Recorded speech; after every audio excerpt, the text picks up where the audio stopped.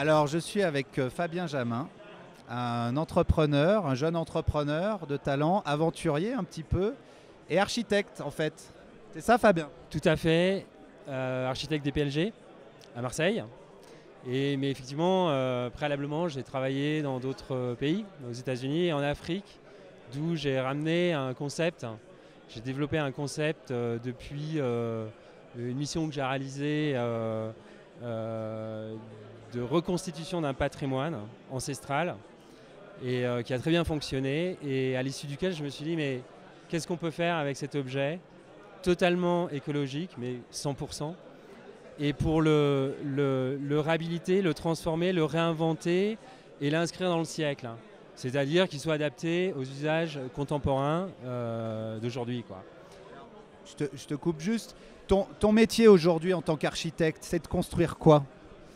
Alors je construis ce qu'on me demande, c'est-à-dire qu'un maître d'ouvrage, quel qu'il soit, a un programme et je dois y répondre. Donc je m'adapte à ses exigences, au cahier des charges, et voilà.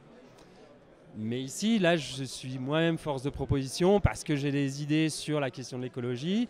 Je pense en effet que ça ne doit plus être une contrainte, que c'est le bien-être et que c'est de toute façon une nécessité.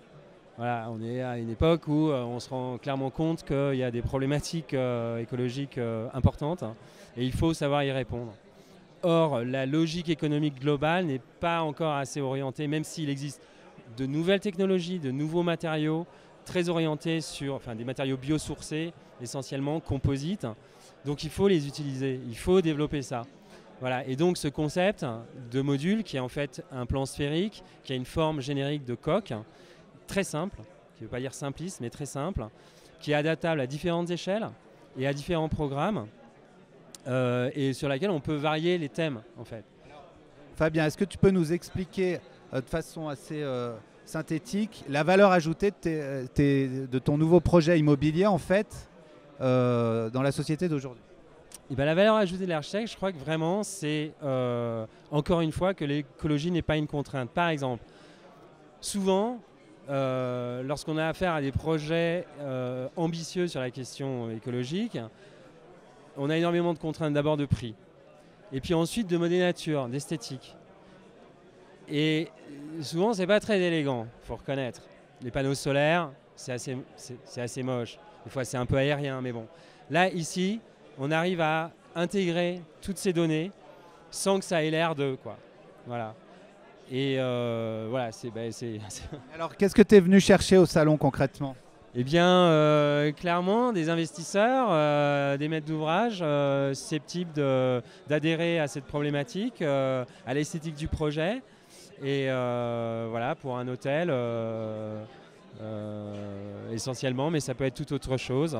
Encore une fois, à différentes échelles, je peux faire une tour de 60 mètres de diamètre et 60 mètres de haut, puisque la sphère s'inscrit dans un cube. Mais sinon, une soixantaine de modules, d'unités, pour élaborer un projet de hôtelier essentiellement. Moi, c'est dans cette optique-là que je l'imagine parfaitement intégré et responsable et répondant aux exigences. Ok, Fabien, tout à l'heure on a vu le maire de Tignes, peut-être les collectivités pourraient être intéressées. Pourquoi pas, ouais, il faut que j'étudie le SCOT là parce que c'est compliqué. Ok, très volontiers, ouais.